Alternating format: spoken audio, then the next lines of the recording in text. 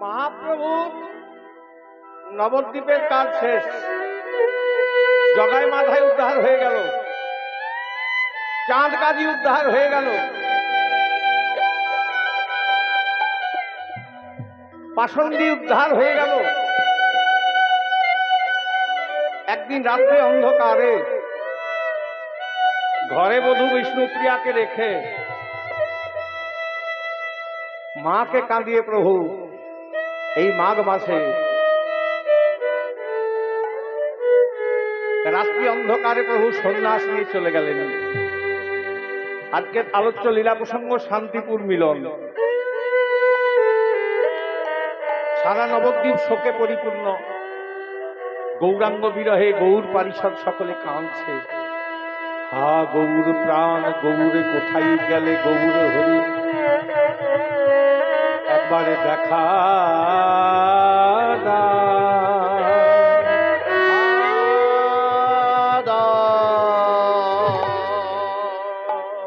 সারা নবদ্বীপ শোকে পরিপূর্ণ।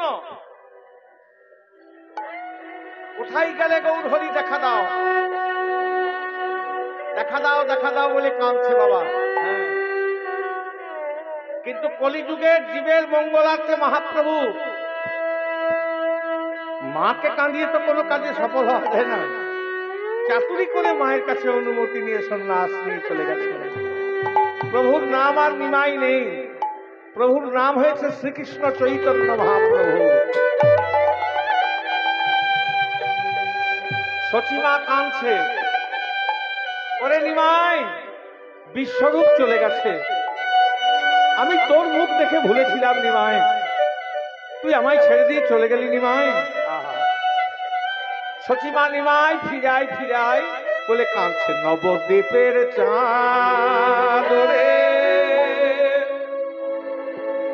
আই রে ফিরে আয় রে আয়, নদিয়াকে দে বলে নিমাই নিমাই।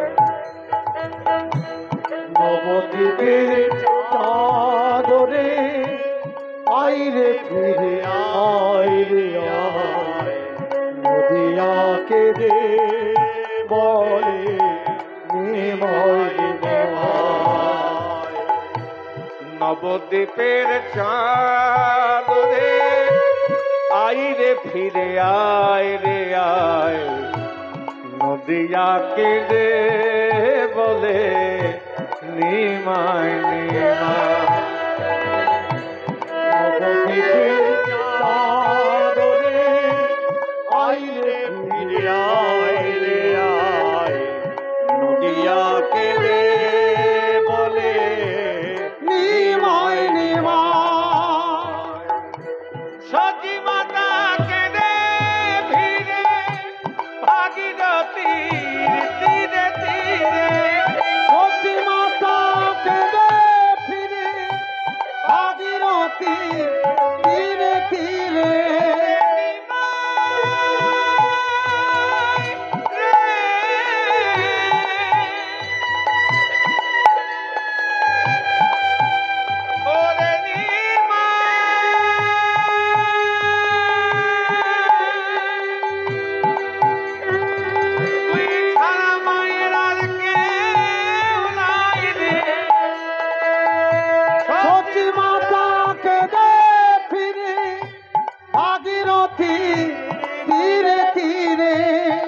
কাঁদনে গাছের পাতা অকালেতে যাই রে ধরে, সেই কাঁদনে গাছের পাতা অকালেতে যাই রে ধরে। শান্তিপুরে আর শান্তি নাই, চারিদিকে হাহাকার নাই। শান্তিপুরে আর শান্তি নয়, চারিদিকে হাহাকার যায়। এক গৌরাঙ্গ বিহানে গো পশু পাখি কেঁদে ভাষায়। নবদ্বীপের চাঁদ রে আয় রে ফিরে আয় রে আয়, নদিয়াকে দে বলে নিমাই নিমাই।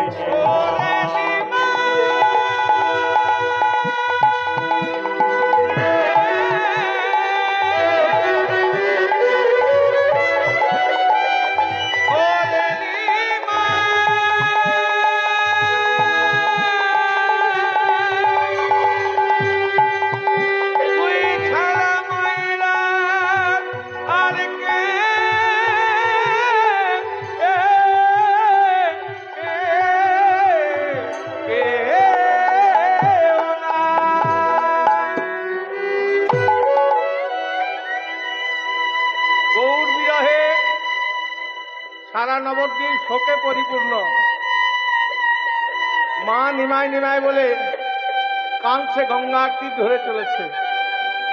গৌরাঙ্গ বিরহে অদ্বৈতাচার্য কাঁদছে, শ্রীবাস কাঁদছে, গদাধর কাঁদছে।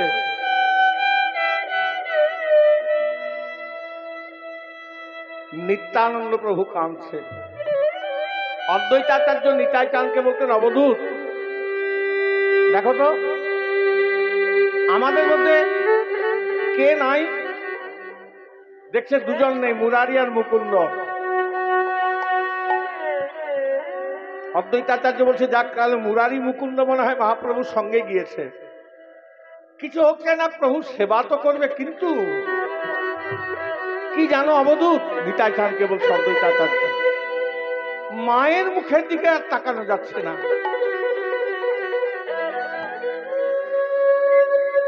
মাকে একমাত্র তুমি সান্ত্বনা দিতে পারো নিতাই, যাও না মাকে গিয়ে একটু সান্ত্বনা দিয়ে এসো।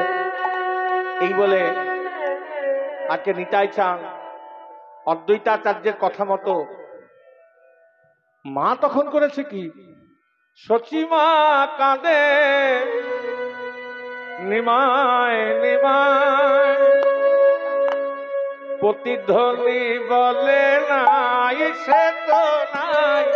সচিমা কাঁদে নিমায় নিমায়, প্রতিধ্বনি বলে সে তো নাই নাই। সচিমা কাঁদে নিমায় নিমায়,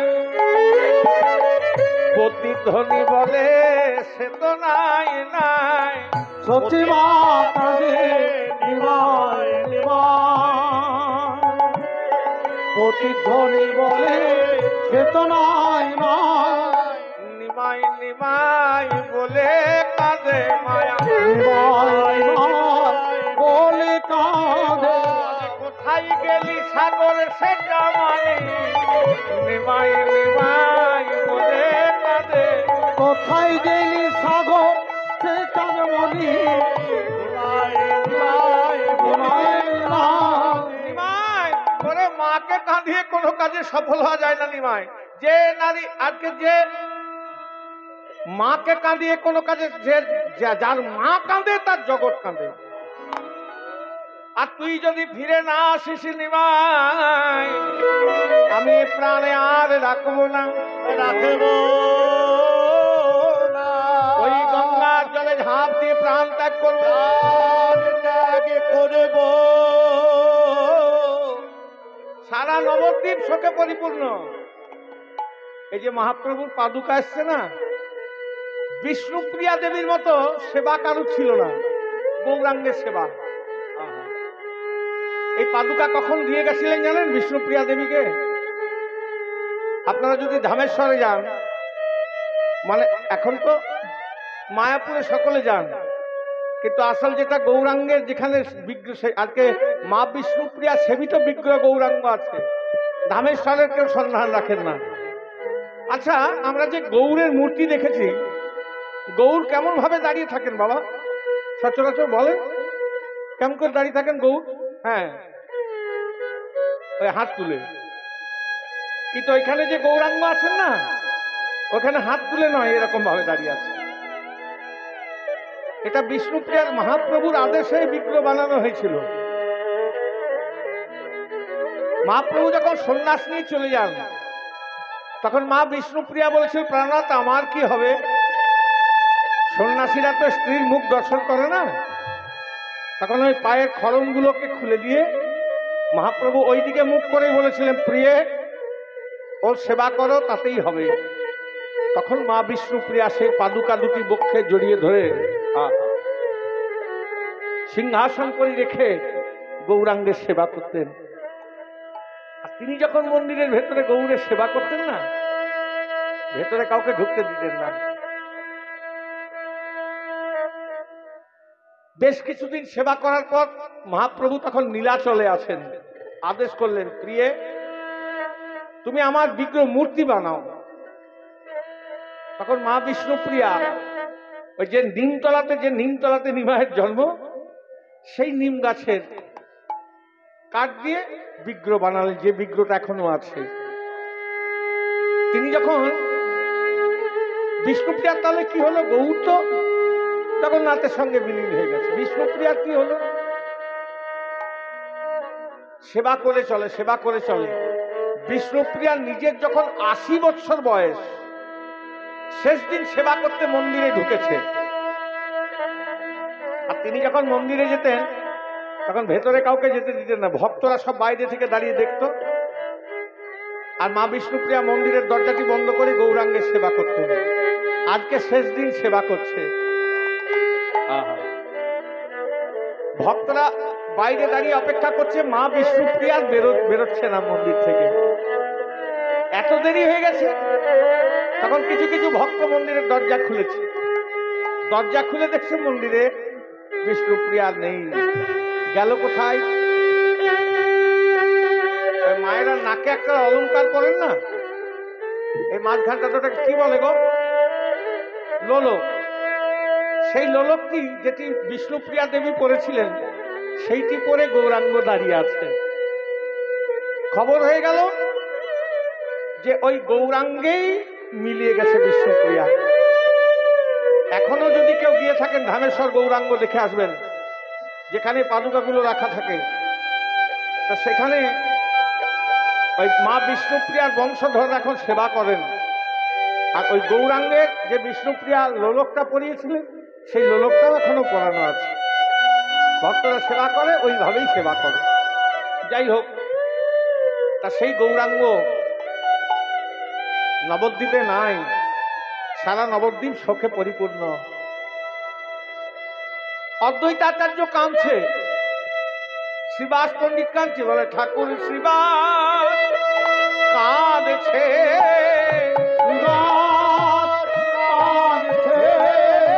শ্রীবাস কাঁদছে, আমার শ্রীবাস কাঁদছে, আমাদের গৌর কোথায় গেলে বলে শ্রীবাস কাঁদছে, আর গৌর কোথায় গেলে বলে শ্রীবাস কাঁদছে, গৌর প্রাণ গৌর বলে শ্রীবাস কাঁদছে, গৌর বলে গৌর কোথায় গেলে বলে হাগৌর প্রাণ, ওরে গৌর কোথায় গেলে বলে হাগৌর প্রাণ, ওরে গৌর কোথায় গেলে বলে কোথায় গেলে বলে, ওরে গৌর কোথায় গেলে বলে বলে আজ শ্রীবাস কাঁদছে।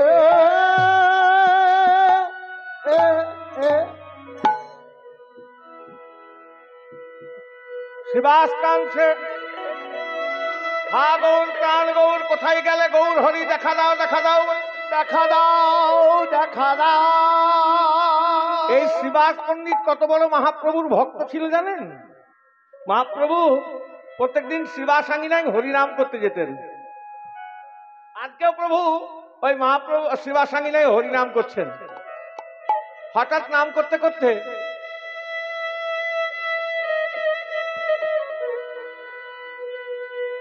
মহাপ্রভু শ্রীবাস আঙ্গিনায় প্রত্যেকদিন নাম করতে যেতেন, আজকেও নাম করছেন।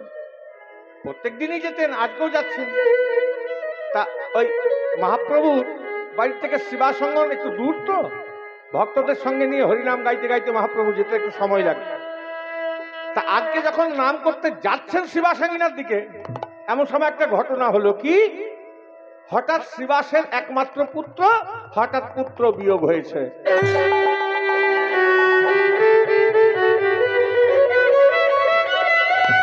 একমাত্র পুত্র, হঠাৎ পুত্র মারা গেছে।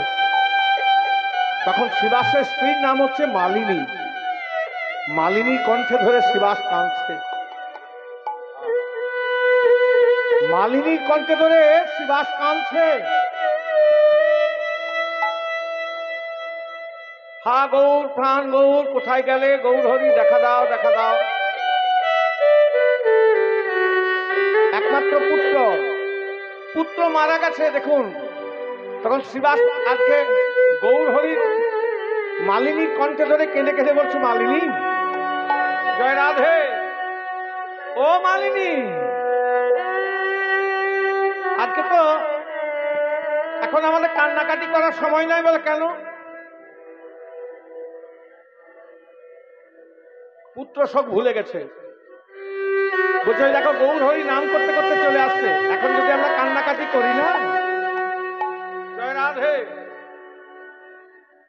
গৌর হরি নাম করতে করতে আসছে, যদি কান্নাকাটি করি এসে প্রভু যদি কাঁদতে দেখে নামে বাধা হবে।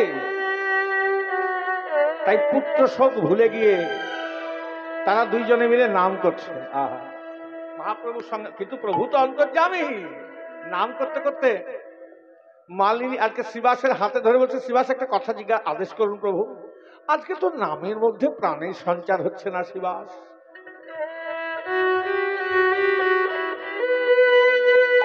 আজকে নামের মধ্যে প্রাণের সঞ্চার হচ্ছে না কেন? তখন শিবাসের নয়নের জলে মুখ মুখ ভেসে যায়। মহাপ্রভুর হাতে ধরে ওই পুত্র সব ভুলে গিয়ে ওই ফুলগুলো সরিয়ে মৃত পুত্রকে যেন দেখতে না পায় প্রভু, ওই জন্য তারা স্বামী স্ত্রী দুজনে মিলে ফুল দিয়ে ঢাকা দিয়ে দিয়েছিল। সেই ফুলগুলো সরিয়ে মহাপ্রভুকে দর্শন করাচ্ছে। আর দুটি নয়নের জলে এরকম ভক্ত ছিলেন যে মহাপ্রভুর নামের জন্য পুত্র শোক ভুলে যায়। সে যখন শুনেছে মহাপ্রভু নদিয়ায় নেই, হা গৌর প্রাণ গৌর কোথায় গেলে গৌর হরি দেখা দাও। আহা, একবার দেখা দাও হে মদন মোহন গোলক বিহারী। একবার দেখা মদন মোহন গোলক বিহারী। একবার দেখা দাও হে মদন মোহন গোলক বিহারী। একবার দেখা মদন মোহন গোলক বিহারী। ও তোমার নামটি লইয়া এলাম ভাবে তোরে কিংবা গরে। ও তোমার নাম লইয়া এলাম ভাবে তোরে কিংবা গরে। ও তোমার নামটি লইয়া এলাম ভাবে তোরে কিংবা মরে। ও তোমার নাম লইয়া এলাম ভাবে তোরে কিংবা গরে। একবার দেখা দাও হে মদন মোহন গোলক বিহারী। একবার দেখা দাও হে মদন মোহন গোলক বিহারী। আমি শুনেছি পুরাণে তব নাম গুণে কবিতা যাই তোরে। আমি শুনেছি পুরাণে তব নাম গুণে পাপিটা বিদার করে। আমি শুনেছি পুরাণে তব নাম গুণে কবিতা যাই তোরে। আমি শুনেছি পুরাণে তব নাম গুণে পাপিটা বিদার করে। ও তোমার অকলঙ্ক নামে কলঙ্ক রটিবে। অকলঙ্ক নামে কলঙ্ক রটিবে। অকলঙ্ক নামে কলঙ্ক রটিবে। অকলঙ্ক নামে কলঙ্ক রটিবে। আমি যদি ডুবে মরি একবার দেখা দাও হে মদন মোহন গোলক বিহারী। একবার দেখা দাও হে মদন মোহন গোলক বিহারী। দেখা দাও, দেখা দাও ওহে প্রাণের গৌর হরি একবার দেখা দাও। দেখা দাও। সারা নবদ্বীপ শোকে পরিপূর্ণ। সচিমা নিমাই নিমাই বলে কাঁদতে কাঁদতে গঙ্গা জলে ঝাঁপ দিয়ে প্রাণ ত্যাগ করতে যাবে, পেছন থেকে নিতাই চাল গিয়ে মাকে জড়িয়ে ধরেছে। মা বলছে কে আমায় ধরলি, আমায় ছেড়ে দে, বিশ্বরূপ চলে গেছে। আমি নিমাইয়ের মুখ দেখে ভুলেছিলাম, ভুলেছিলাম হতভাগা নিমাই আমায় ছেড়ে দিয়ে চলে গেছে। চলে গেছে। এ প্রাণে আর রাখবো না, ওই গঙ্গার জলে ঝাঁপ দিয়ে প্রাণ ত্যাগ করবো। মাগো, পুত্র যদি কুপুত্র হয়, কুমাতা কখনো নয়। তুমি যদি গঙ্গার জলে ঝাঁপ দিয়ে প্রাণ ত্যাগ করো মা, তোমার নিমায়ের অমঙ্গল হবে। তখন মা অঝোর ঝরে কাঁদছে, ওরে নিতাই, আমায় কে আর ডাকবে, আর ডাকবে, আমায় কে আর ডাকবে,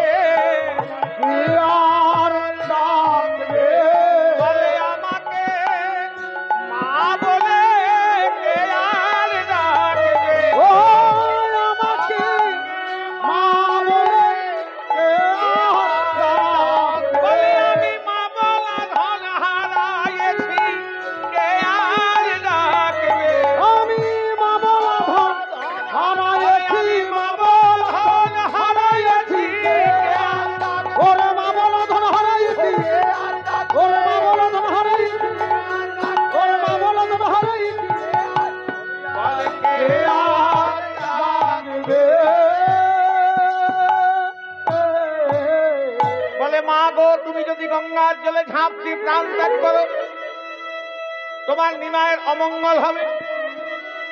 তুমি এমন করে গঙ্গার জলে ঝাঁপ দিয়ে প্রাণ ত্যাগ করো না মা। আমি তোমায় কথা দিলাম, আমার নাম অবধূত নিত্যানন্দ। আমি তোমায় কথা দিলাম, ভাই নিমাইকে তোমার সঙ্গে এনে সাক্ষাৎ করাবোই। সাক্ষাৎ করাবই। বলে ওরে নিতাই, তুই আমায় কথার ছলে ভোলাচ্ছিস। একবার সন্ন্যাস নিয়ে যদি কেউ চলে যায়, সে আর কোনদিন বাস্তব ভিটাই ফিরে আসে না রে। আছে না। তুই আমায় কথার ছলে ভোলাচ্ছিস। একবার যদি সন্ন্যাস নিয়ে চলে যায়, সে আর কোনদিন বাস্তব ভিটাই ফিরে আসে না। বলে মাগো, তুমি আমায় কথা দাও, গঙ্গার জলে ঝাঁপ দিয়ে প্রাণ ত্যাগ করবে না। আমি অবধূত নিত্যানন্দ তোমাকে কথা দিলাম, ভাই নিমাইকে তোমার কোলে এনে বসাবই। তখন মা আমার কাঁদতে কাঁদতে নিতাই চাঁদের দুটি হাতে ধরে বলছে, পারবি নিতাই? মরবার আগে শেষবারের মতো নিমায়ের মুখটা দেখে যদি মরতে পারতাম, তাহলে শান্তিতে আমার প্রাণ যেত রে। আগে তুমি কথা দাও, গঙ্গার জলে ঝাঁপ দিয়ে প্রাণ ত্যাগ করবে না। আমি কথা দিলাম, ভাই নিমাইকে তোমার কোলে এনে বসাবই। মাকে কথা দিয়ে নিতাই চাঁদ চলেছে ভাই নিমায়ের সন্ধানে। ভাই নিমাই তখন কাটোয়ার কাঞ্চননগরে কেশব ভারতীর কাছে সন্ন্যাস ধর্মে দীক্ষা নিয়েছে। নাম হয়েছে কি? শ্রীকৃষ্ণ চৈতন্য মহাপ্রভু। কাটোয়ার কাঞ্চননগরে কেশব ভারতীর কাছে সন্ন্যাস ধর্মে দীক্ষা নিয়েছেন। প্রভুর নাম আর নিমাই নেই, প্রভুর নাম হয়েছে শ্রীকৃষ্ণ চৈতন্য মহাপ্রভু।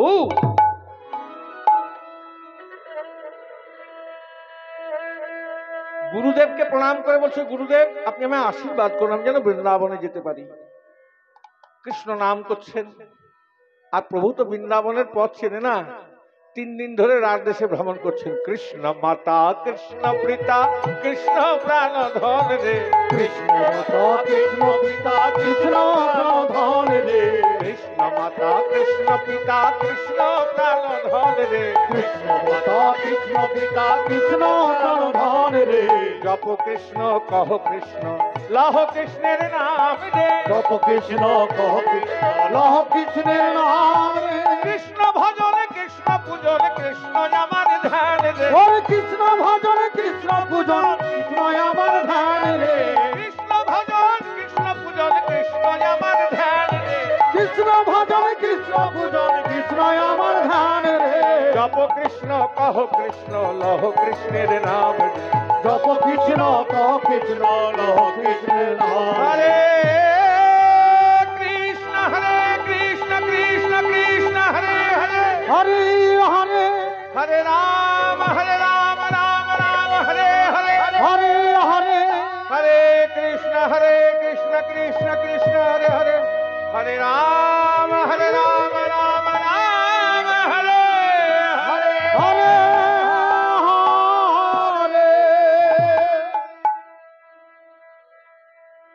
নিতাই চাঁদ। মহাপ্রভুকে লক্ষ্য করতে করতে দেখছেন রাত দেশে তো প্রভু যাকে জিজ্ঞাসা করছে, যাকে দেখছে তাকে জিজ্ঞাসা করছে, গো বৃন্দাবনের পথ কোন দিকে গেলে পাবো, বলে দিতে পারো? বৃন্দাবনের পথ চেনে না। এক অবধূত সন্ন্যাসী নিতাই চাঁদ খুঁজতে খুঁজতে দেখছে দূরে এক অবধূত সন্ন্যাসী চলে যাচ্ছে। ওই কি আমার নিমাই ভাই? দেখছে রাত দেশ তো, কিছু রাখাল বালক খেলা করছে। আর মহাপ্রভু যাকে দেখছে তাকে জিজ্ঞাসা করছে বৃন্দাবনের পথ কোন দিকে। তার রাত দেশের এই বাচ্চা বাচ্চা ছেলেগুলোকে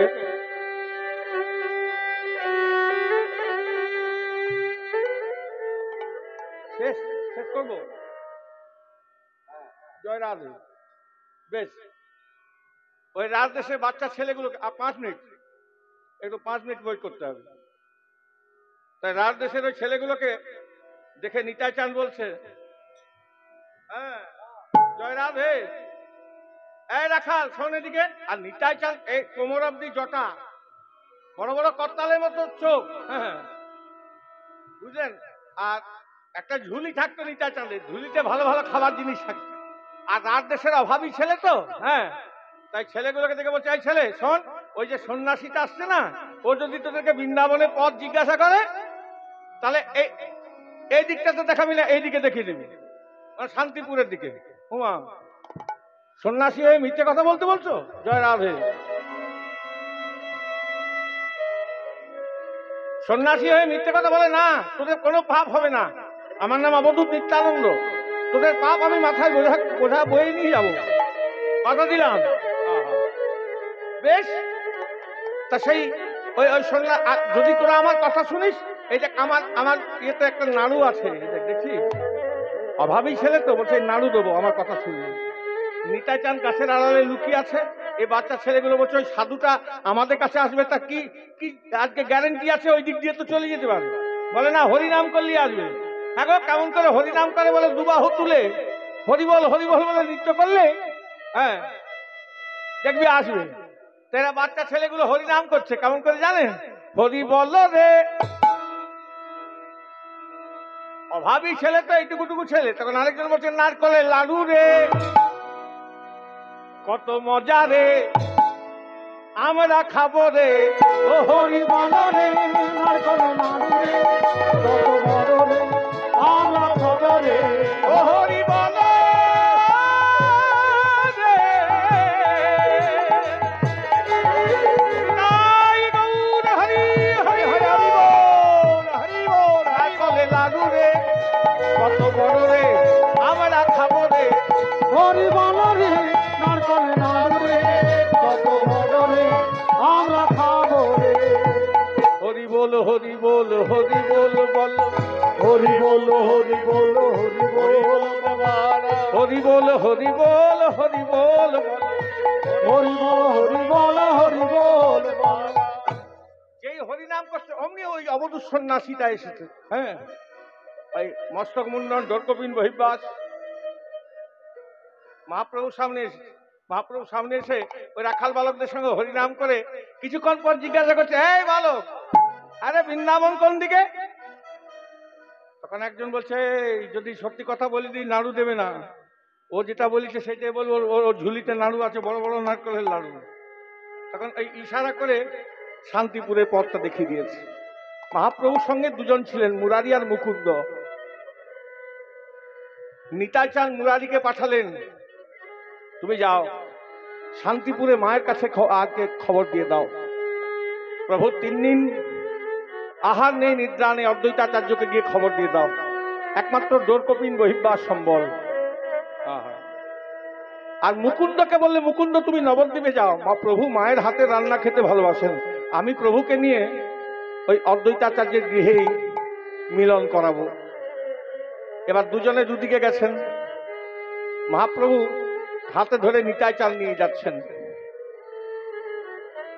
নিতাই, হঠাৎ নিত্যানন্দ প্রভুর সঙ্গে মহাপ্রভু সাক্ষাৎ হলো মাঝ রাস্তায়। নিতাই, তুমি এখানে? অবধূত, তুমি, আমি এখানে, তুমি কি করে যাবে? বলে, প্রভু আমি তোমায় লক্ষ্য করে করে বৃন্দাবনের পথে যাচ্ছিলাম। ভালোই হলো, আমি তো বৃন্দাবনের পথ চিনি না, আমায় তুমি বৃন্দাবনের পথ দেখিয়ে নিয়ে চলো। মহাপ্রভুর হাতে ধরে নিয়ে যাচ্ছে শান্তিপুরের দিকে। গঙ্গার তীরে এসে দাঁড়িয়েছেন। অবধূত আর কত দূর? গঙ্গার কলকল কলকল শব্দ শুনতে পেয়েছেন মহাপ্রভু। এই তো প্রভু এসে গেছি, আর দেরি নাই। এই আজকে গঙ্গার তীরে এসে বলছে, প্রভু এই বৃন্দাবনের শ্রী যমুনা স্নান করুন।